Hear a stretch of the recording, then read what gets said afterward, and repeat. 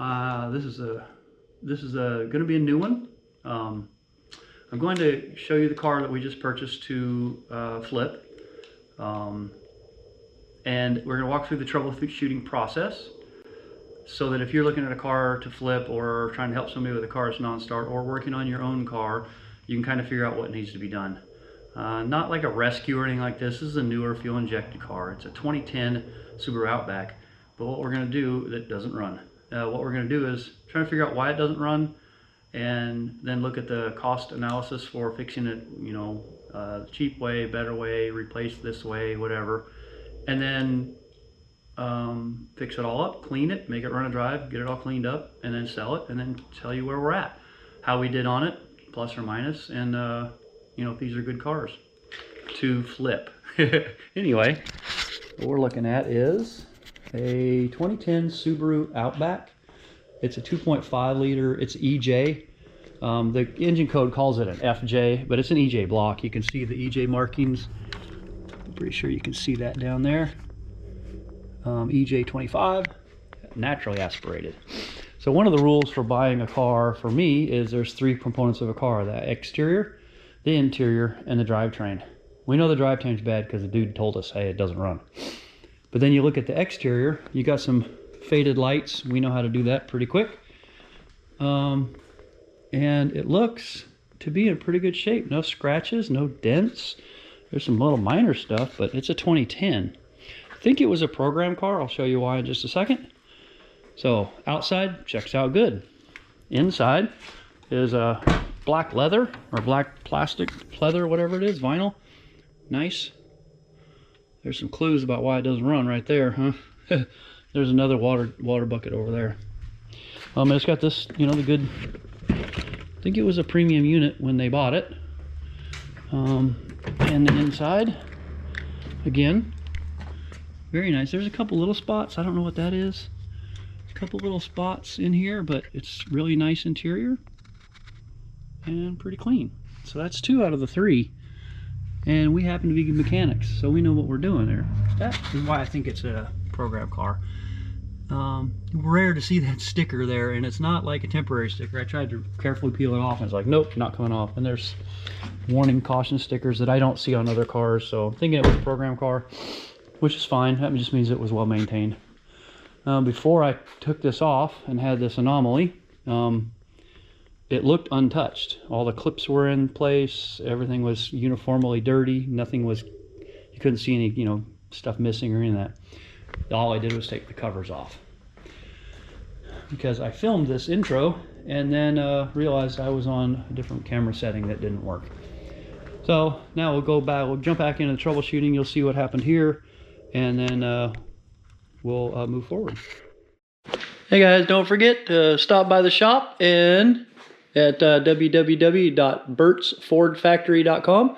Pick up some merch. These are the 2 shirts that we have available, the red Ranchero and the yellow truck.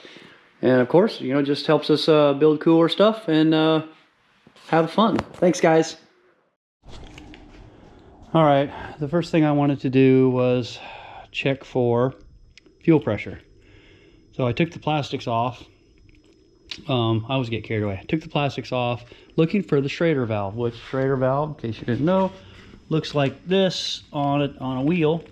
Usually it's stainless steel and in the fuel rail, and it wasn't anywhere. So then I took the fuel line off and I turned it over, cycled it a few times to see if the return would give me any fuel, and it just didn't, which, so that's weird. Okay. Then when I was turning it over, I noticed as it was turning over, it was pushing fluid out. So I wanted to show you that. So I'll set this here and show you what happens when you turn it over, because it's kind of weird and cool.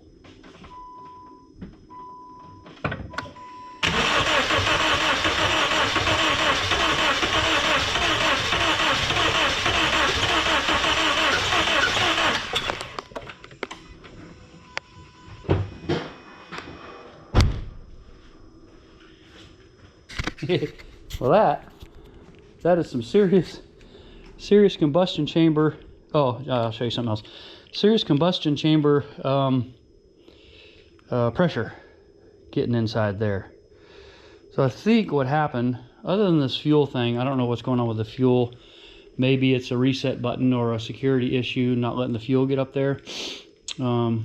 But it does have a quarter tank of gas. The other thing I did is I took this cover off because I wanted to walk through the things, but this made it pretty obvious right off the bat. Took this off to see if this timing belt was loose, like it had broken, and it actually looks like it's pretty decent shape and serviced. But we can tell from that situation right there, this troubleshooting session has, you know, resulted. But we'll resulted in this pretty obvious solution, which is the head gasket is blown to the point where the full combustion chamber compression stroke is pushing into the coolant system. So they've been running it for quite a while, overheating. Makes me worried. So we can tear this guy down and rebuild it. Look at the heads, they're probably going to be warped if they got that hot. Definitely do gaskets and see where we're at with pistons and stuff, because probably the reason why it wouldn't start anymore is it hydrolocked. That's what I'm going to say. It was hot, they came to a slow, you know, stopped at a red light, and then it died. The cylinder filled up with water. They tried to turn it over and it went, and that was it. Now why the fuel isn't going, I don't know. That's one thing we'll have to figure out. But that's not going to stop us from continuing on with our thought process, which is we'd like to troubleshoot this. We've got to figure out fuel. We want to see compression, so we'll pull all the spark plugs, and we know that we're okay on timing, or at least it looks like we're going to be okay on timing because that belt is good. But yeah, we'll pick this up and do it one thing at a time. This just surprised me, turning it over. I haven't seen that before. Spew fluid like that. It surprised me. I was just turning it over looking for fuel, and then I was going to film, hey, this is how I found fuel, but it didn't work out that way. Anyway, we'll go on to the next step and pretend like we didn't see this. All right, well, that was kind of funny. You make a plan to do a video on this, that, or the other, and you know the world does not want you to do it. But anyway, so what I'm going to do now is this. I'm going to go ahead and pull this motor. Now, usually you can pull the heads off this guy it's weird because you got to leave some head bolts in and then pull the head out with the bolts in, and it's kind of a pain in the butt. It's real easy to pull this motor, but I want to continue on with the troubleshooting thing just so you can kind of, you know, use it if you want the information. But to do that, I'm going to take some stuff off that I normally wouldn't, because I know the motor is going to get pulled. So I want to get to the spark plugs. The coil packs are down there.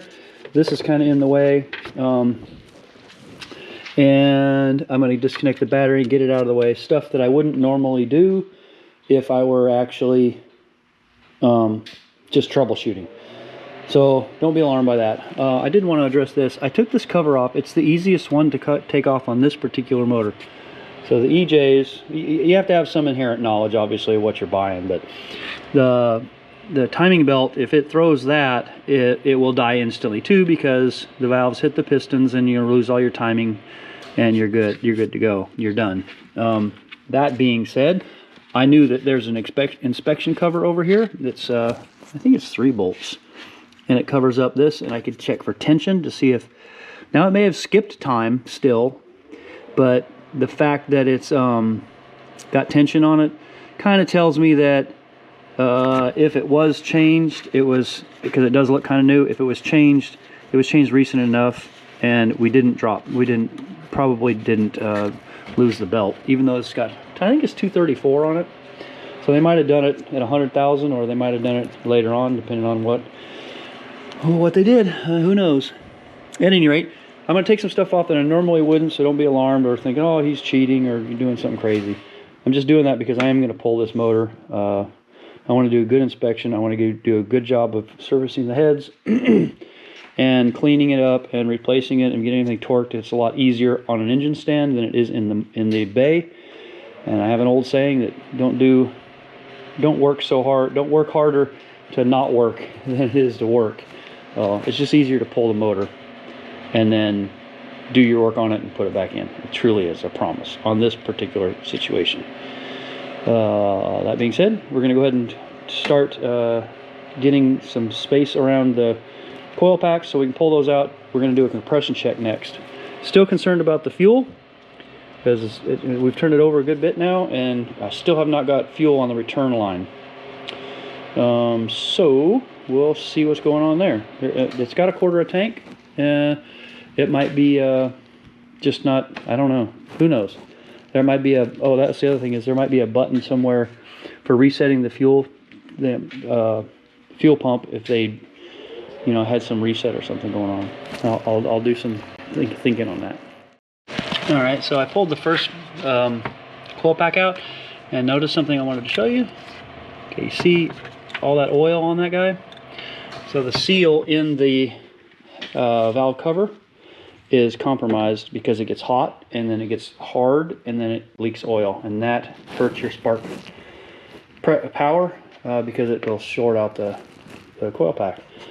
Anyway, I thought I'd show you that. It's something to look forward to, because it tells you, or look forward to, it's something to look at, because it tells you that this engine got hot and then cooled down.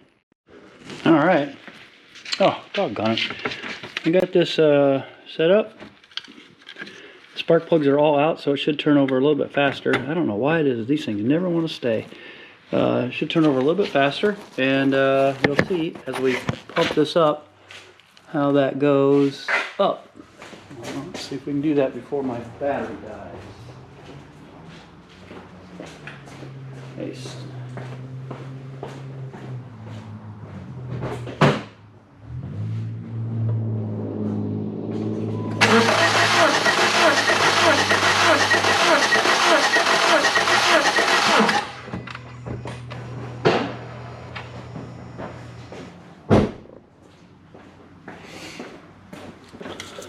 And there you have it. So our problem is not on that cylinder. 150 is good compression. So we will move that from side to side and check it. Each hole. It's going to be on that bank, I'll bet, since it's not on this bank. But it is into the cooling system. So we'll see where we're at. We'll keep doing that and we'll see. All right, we got 150, 120, 60, and 90.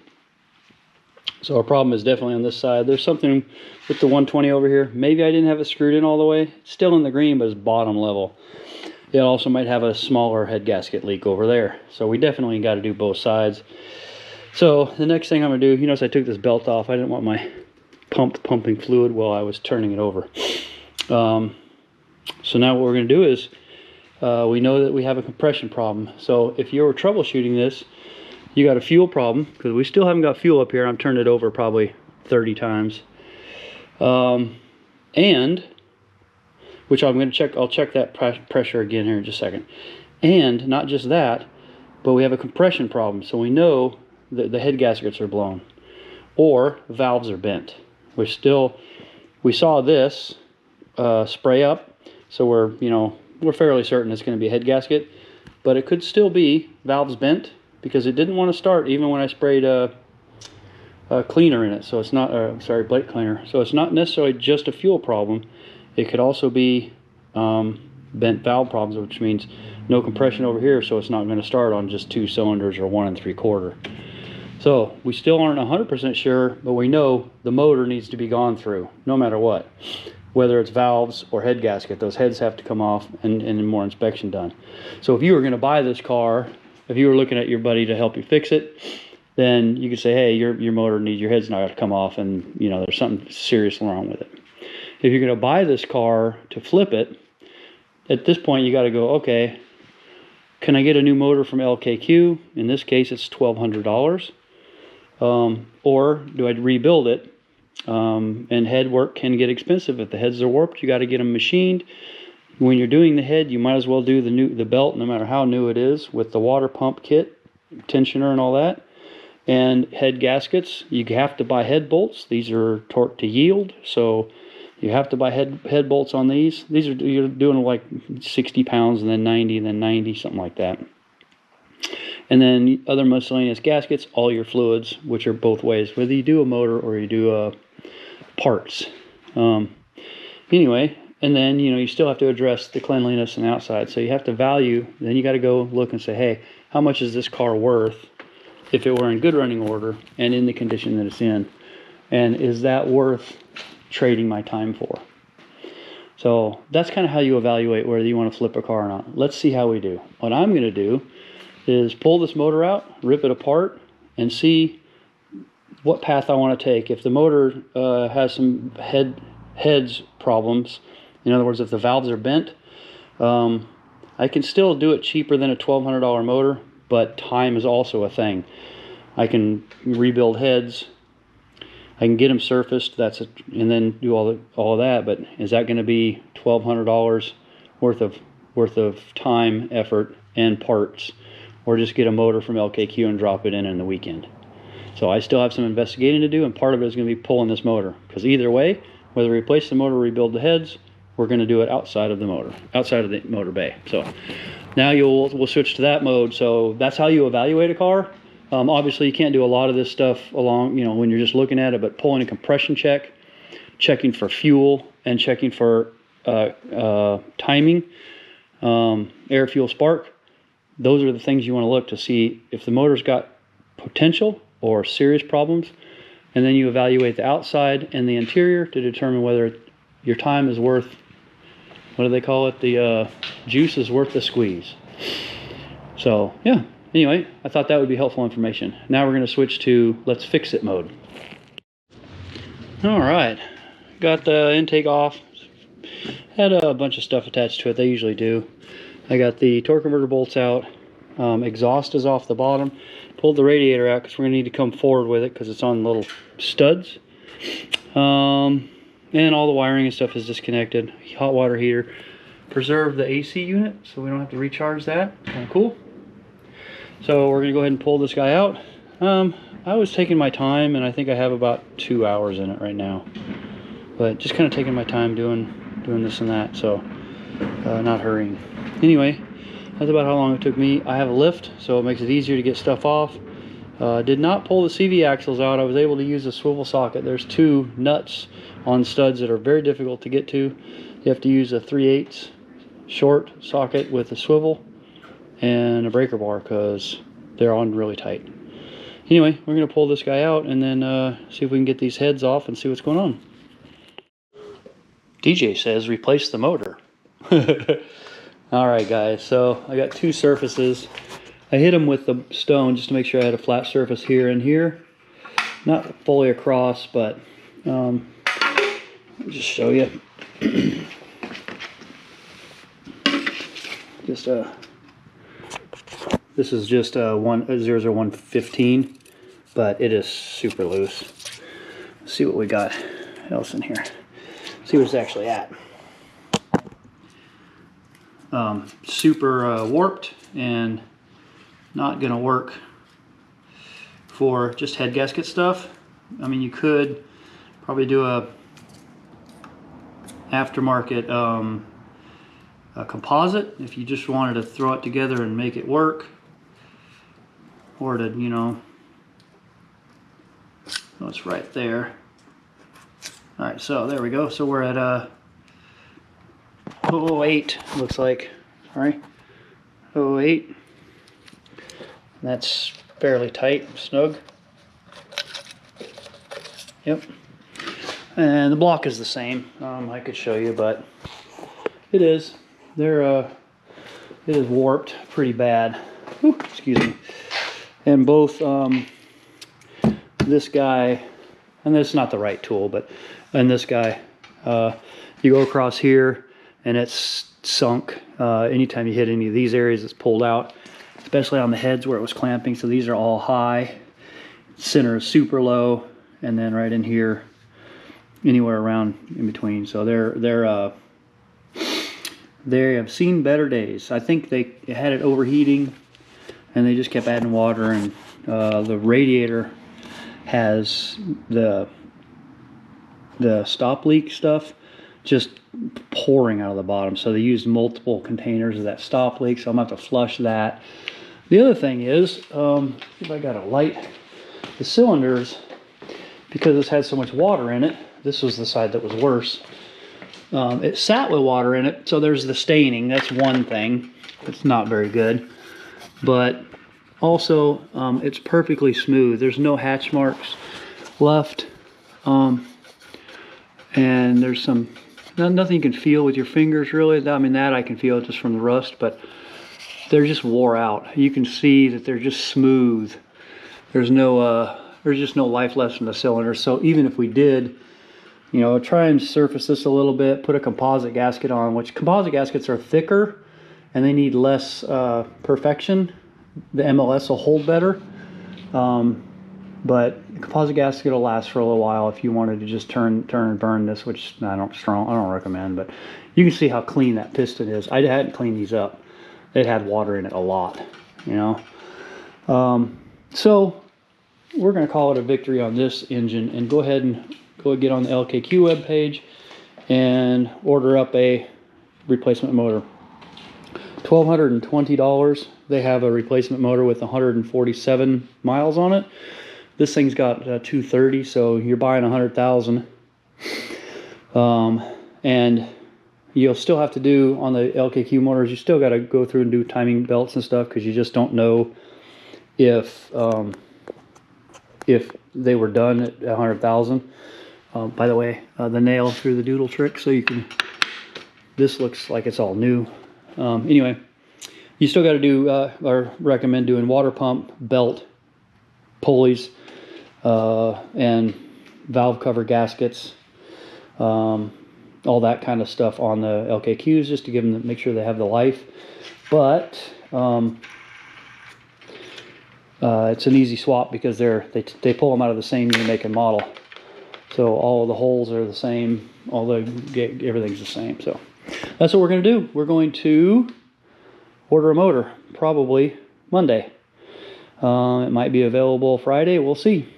All right, guys. Thanks. All right. Well, this is the LKQ motor. It was $1,160, and it looks pretty good. You got some leakage in there, so we need to do the valve cover gaskets, which we have that set right over there. My timing chain gasket hasn't come in yet. This guy's looking pretty good though. These guys got plugs in them. I don't know why the other side didn't. Maybe it didn't have plugs. These bolts have been off. I'll pull the cover and inspect it. If I don't get my timing chain cover in by tomorrow, I will my timing chain, my timing belt and tension iron kit. I might just leave this one in here because it looks like it's been changed. I do have to pull out, they cut some of these wires, so I do have to pull out the harness and replace it, which that's just the way it is sometimes. Kind of a pain because it's all underneath the intake manifold, and I didn't want to take this intake manifold off. But yeah, pretty good looking motor. 159,000. I don't know what the deal is there. 159. That's a heat thing to see if you overheated it, but that's the wrong spot to put it. Anyway, 159,000 on this motor, they say. So we're buying about 100,000 on the engine. Don't know about the rest of it, but here we go. So I'm gonna do some swapping and stuff. Harness, get all the stuff off. I'll get this needle off, and we will start getting this thing in the engine compartment in the car. All right, we got the wiring harness swapped over. On the other one, stuff you have to watch out for when getting an LKQ motor is it may have been messed with by somebody. And if you look here, it's hard to tell, but that guy's bent. So they tried to lift it up here, or a chain caught or something, and it really messed up the injectors, so I had to swap that out. That's the old harness. You can see where they cut stuff off from LKQ. They get the motors out as fast as they can. Anyway, that's swapped over, tightened up. So we'll check for leaks there just to make sure we got good seals on everything. Yeah, and then I was just looking at my intake manifold gaskets to make sure the little tabs are still aligned, because I did have to loosen that up to get these off to get all the wires in. Now, next thing is I just wanted to inspect this it has been changed out. You can see where people put ink on a thing. Still got 59,000 on it, so I don't have my kit yet. I'm a little bit concerned about that. I might do that when it's in the car. It's not that hard. The insides look nice and clean, but this oil, man, this oil is very dark. There's an example. It's pretty dark. And well, it looks like it was changed and stuff because it's super clean in here. Maybe I caught it right at the last end, 59. Maybe it's you know, right at the last end of the oil change. Anyway, yeah, we're getting ready to place this in the. I'm going to do the valve cover gaskets and seals, and then we're getting ready to put it in the engine bay. I'll put the accessories on after we get it in the engine bay. These guys here, not a problem, you know, up here. And then we'll kind of reassemble that other motor, just kind of. Oh, I need to replace this seal right here. Don't let me forget. The torque converter came out with the motor, which usually damages that seal, so we'll make sure that gets replaced. But I cleaned this up a little bit. It's not perfect, but I mean, it does have 200,000 miles on it. So anyhow, we're gonna go ahead and get ready to put these valve covers on. I'll get that seal from AutoZone, and then we'll move on. All right, parts swapped over and stuff. Motor's in. I got the front motor mount and then 2 bolts in the doodle, and only one of the torque converters. I'm about done for tonight. It's like 10:15. Not that late, but you know, it is a weeknight. So I got to put the rest of the torque converter bolts in. Torque converter was stubborn about going in. I had to mess with it for like a half hour. Tore it with my fingers. Anyway, now it's just bolting it all in. It's not that much, to be honest with you. There's the parts on the floor. We got these things to do. Throttle body's going to stay off until we get all the torque converter bolts in, then I can put the throttle body on. And then transfer over some of these accessories. This is the old motor. I kind of threw it back together because it's got to go back as one piece for the deposit. But yep. Anyway, it's looking good. This motor was really clean. I did not clean it. It was that way. They didn't clean it either, so you can usually tell. I mean, there's still dust deposits there, but it looks good. So it's going in pretty nicely. So we'll finish this up tomorrow and get underneath, tidy everything up there, swap out the oil and oil filter, which I bought some, and put all these little parts on. You see there's not that much.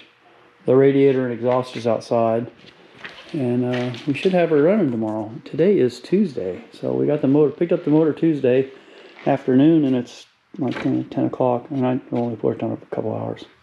All right, man. Check it in tomorrow. All right, I had to wait till my wife got back because she had the oil in the back of the car. I got the oil in, filter on, got the doodle on the radiator, and everything else is buttoned up, I hope. I had one radiator hose leak a little bit, hence the towel was out to dry it off, but so far so good. So here we go with the first startup. Whenever you're ready, dear. Did you push the brake and put it in park and everything? I can't even move the seat if there's no power. Oh, I might need to put the battery on. Big dummy head. Nothing's happening. Ready? Sure. Hang on. Give us some Viagra. I don't have any left. I'm gonna actually, yeah. Hold on a second. I'm gonna put a wrench on that just a little bit. No reason for it to be off anymore. I mean, assuming this goes good.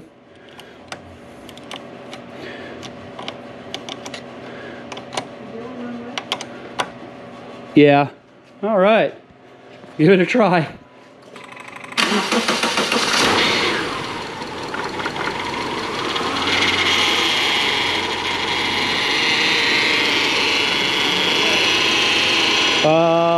That's like maybe stuff on the alternator or something. It sounds.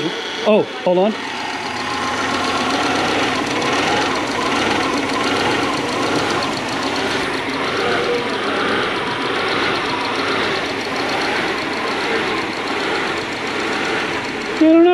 could be any of a million reasons.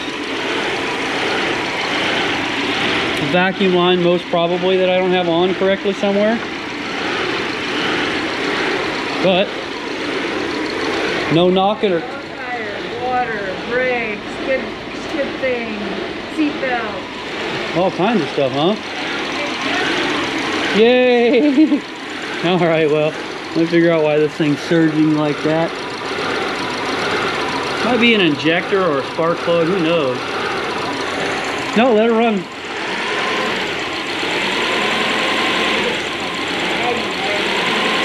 Oh, that's you on the gas? Oh. I reuse spark plugs. Let's see. Oh. All right, well, let it warm up and see what happens. All right, so it wasn't a vacuum leak. I forgot to plug in the electric throttle. That was the last thing I needed to plug in, and I got excited to put the covers on. So there's the surging. All this smoke is, they ran it a long time by just adding water, and finally you've seen it when I was testing it, blew water out. So this is going to take a while to burn out of the exhaust. I drained the exhaust that I took off and lowered the exhaust that I tried to get as much as I could out, but and now it is that thing's running smooth and quiet. I mean, I hear injectors more than anything. I'm gonna let it try and heat up, get this water filled up. Check all the other fluids, because we did lose some of everything. Make sure there's no leaks, and then we'll probably be cleaning this one up. I'm going to do some clay bar stuff on the hood to clean it up here, and where you touch. The sides are fine, but the tops aren't. Yeah, get it cleaned up, detail the inside, and then she'll go up for sale, and we'll see how we did. All right, so we got her running driving now. And of course, as is usual, running into other codes. One of them was a brake code, not related to this, but I started looking at the brakes, and they're all super thin. These are the rear, you can see. The fronts aren't so bad, but they're lower than 40% on some spots, you can see there. So we're gonna go ahead and replace the front and rear brake pads. I don't like to let cars go that are not as good as they could be for a reasonable amount of money. And then, because we lost some fluid on the transmission when we pulled out the engine and the torque converter stuck to the motor instead of staying in the transmission, we did replace that seal, but we got to do this, refill this. And I believe this is, I haven't looked to make sure, but I believe this is a weir system. So you pull this guy out, and it's got a tube that goes up. You heat it up and run it, and then you pull this tube out, or this plug out, and you fill it until it drains out a little bit. This is not really a drain plug. That's why it's recessed like this. I'm pretty sure. I need to make 100% sure, but before I do that, we got to heat it up, and I'm going to do the brakes first. And then we'll start it and get it running. But that's why I got the level on there, because it's got to be level both directions. And then you heat it up so it's working correctly. I mean, it's up to temperature, and then you fill it up. So I got a couple quarts. Should only take like one, but I get an extra one just in case. CVT, constant velocity transmission. I think that's what it's called. Anyway, that's what we're doing. We're going to do some touch-ups here. Driving it around, I did also, it's got a anti-lock brake light blinking, and it's got a traction control light on that can't be canceled. I think it's this hub over here. When I pulled out the speed sensor, there was some damage to it, the very end tip of it, meaning it's wobbling enough for it to scrape that. So, and it sounds really bad. And when I turn left, it gets louder, so that tells me it's this one, because it puts the weight of the car on this hub, and it gets louder. So we're thinking it's this guy. Hopefully it's not the back. Oh, you don't really know until you pull it out. It's not generating enough heat to know. They're bolt-in hubs. Are these? Oh, these are bolt-in hubs back here also. So if it's the back, we'll replace it. But we're going to order those online because they're a lot cheaper. We do both fronts, see where we're at. If it still has a problem, we'll do both backs. Hopefully we don't have to replace this sensor, because they go inside the engine compartment and they're kind of a pain to get to. If I remember right, they're on the back firewall, and it's long, and yeah. but we'll see. So we won't get this up for sale this week. We wanted to, but a little bit more work. It's good to do the work and be honest with your sales, because then no one comes back and gets you. Plus, I sell these at my house, so people feel more comfortable with the product, and that usually helps me get a better price. Anyway, we're gonna get these brakes on and then do the transmission.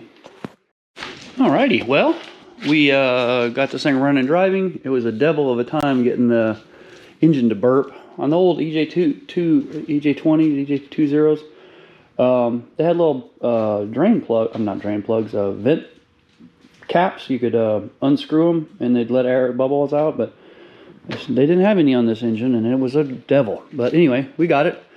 Got it running and driving. Now that the car is having some time to run and report, it's showing some traction control issues, alarms in there, and when you drive it, you can really hear the wheel bearings howl. So we're going to do both the wheel bearings on the front. We also has a TPMS sensor.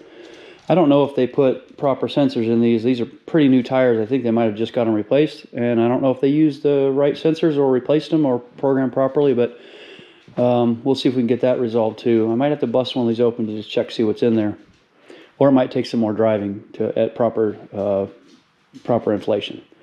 Anyway, we're gonna do the front wheel bearings, and then and then there's an oxygen sensor, which we expected at least have one of them bad, because the whole exhaust was full of water, just pumping water into the exhaust with that blown head gasket. So we'll have to look in our spare stuff up yonder and see if we have one. I think I do.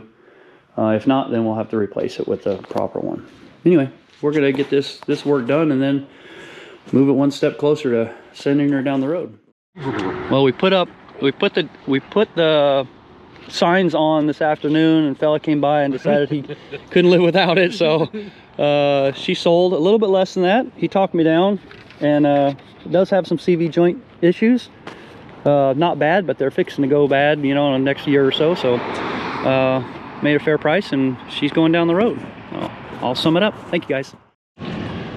All right, guys, so what ended up happening is we settled on $5,900. There's the cash. This is a accounting of everything that we put into it, and that total was 33. So it looks like we made right at $2,500. $2,600. It's a fair price for the work we put in. Motor swap, wheel bearings, you know, cleaned it up pretty good. Mirror, fog light, that sort of thing. So yeah, I think we did good on that one. We don't always do good, but that time we did.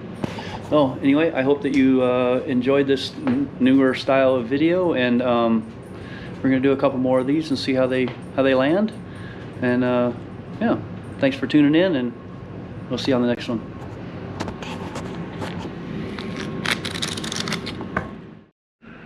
Well, that's that.